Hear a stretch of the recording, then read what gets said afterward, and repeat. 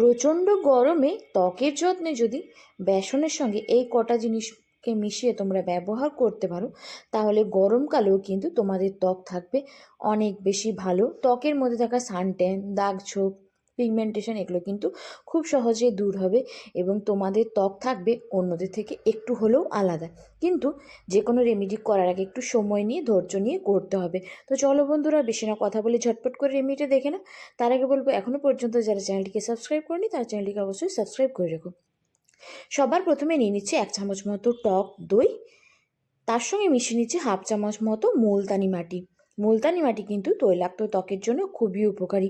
এর সঙ্গে নিয়ে নিচ্ছি অল্প পরিমাণ চালের গুঁড়ো, তার সঙ্গে নিয়ে নিচ্ছি 1 চিমটে মতো হলুদের গুঁড়ো, আর এর সঙ্গে মিশিয়ে নেব অল্প পরিমাণ মধু। এই সবকটা উপকরণই কিন্তু ত্বকের যত্নে খুবই উপকারী। তারপরে এই সবকটা জিনিসকে খুব ভালোভাবে মিশিয়ে নিলেই কিন্তু একটা খুব ভালো ফেস প্যাক রেডি হয়ে যাবে, যেটা ত্বকের মধ্যে থাকা অনেক সমস্যাকে কিন্তু খুব সহজে দূর করতে সাহায্য করে।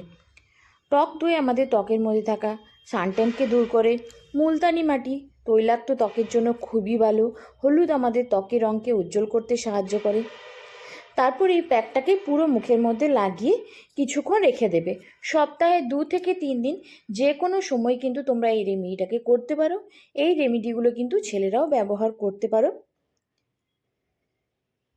15 থেকে 20 মিনিট এটাকে মুখের মধ্যে রেখে দেওয়ার পর যখন দেখবে এটা একটু শুকনো হয়ে গেছে, তারপর সেটাকে নর্মাল জল দিয়ে তোমরা ধুয়ে নিও। কিছুদিন ব্যবহার করলেই কিন্তু তোমরা পার্থক্যটা বুঝতে পারবে। তো আমার এটা কিছুক্ষণ রাখা হয়ে গেছে। এরপর প্রথমে আমি একটা টিস্যুর সাহায্যে খুব ভালোভাবে ক্লিন করে নিচ্ছি, তারপর নর্মাল জল দিয়ে ধুয়ে নেব। আর সবশেষে তোমরা যে কোনো ধরনের একটা টোনার এবং ময়শ্চারাইজার অবশ্যই কিন্তু ব্যবহার করে নিও। দিনের বেলায় ব্যবহার করলে অবশ্যই একটা সানস্ক্রিন লাগিয়ে নিও। রেমেডিটা কিন্তু তোমরা অবশ্যই একবার ট্রাই করে দেখো, আর যদি ভালো লেগে থাকে তাহলে অবশ্যই আমাকে কমেন্টস করে জানিও। তো চলো বন্ধুরা, আজকের মতো টাটা।